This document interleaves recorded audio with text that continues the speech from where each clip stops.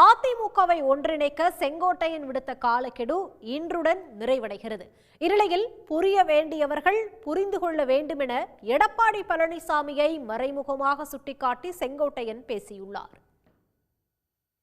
அதிமுக பொதுச் செயலாளர் எடப்பாடி பழனிசாமி மீது அதிருப்தியில் இருந்து வந்த முன்னாள் அமைச்சர் செங்கோட்டையன் அதிமுகவில் இருந்து பிரிந்து சென்றவர்களை ஒன்றிணைக்க வேண்டும் என அண்மையில் போர்க்கொடி தூக்கினார். செங்கோட்டையனை கட்சி பொறுப்புகளில் இருந்து அதிரடியாக பழனிசாமி நீக்கியதை தொடர்ந்து அமித்ஷா மற்றும் நிர்மலா சீதாராமனை செங்கோட்டையன் நேரில் சந்தித்து பேசினார். இந்நிலையில் அதிமுகவை ஒன்றிணைக்கும் பணிகளை தொடங்க பழனிசாமிக்கு செங்கோட்டையன் விடுத்த காலக்கெடு இன்றுடன் நிறைவடைகிறது.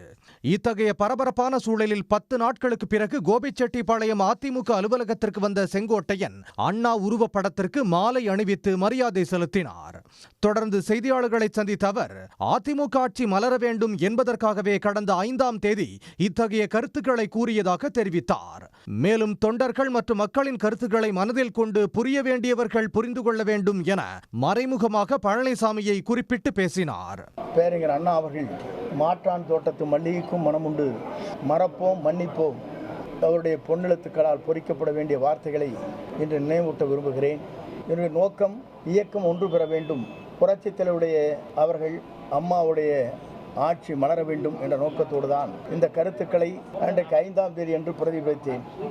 இதை பொறுத்தவரையிலும் தொண்டர்கள் பொதுமக்களுடைய கருத்துக்களை மனதிலே கொண்டு புரிய வேண்டியவர்கள் புரிந்து கொள்ள வேண்டும் என்ற வேண்டுகோளை நான் வைக்க கடமைப்பட்டிருக்கிறேன். தொடர்ந்து பேசிய அவர் 2026 தேர்தலில் அதிமுக வெற்றி பெறுவதற்கு அனைவரும் பணிகளை மேற்கொள்ள வேண்டும் என வேண்டுகோள் விடுத்தார். இதனிடையே நாளை அதிமுக பொதுச் செயலாளர் எடப்பாடி பழனிசாமி டெல்லி சென்று ஒன்றிய உள்துறை அமைச்சர் அமித்ஷாவை சந்திக்க உள்ளதாக தகவல் வெளியாகியுள்ளது. உடனுக்குடன் செய்திகளை தெரிந்து கொள்ள சன் நியூஸ் பெல் ஐகானை கிளிக் பண்ணுங்க.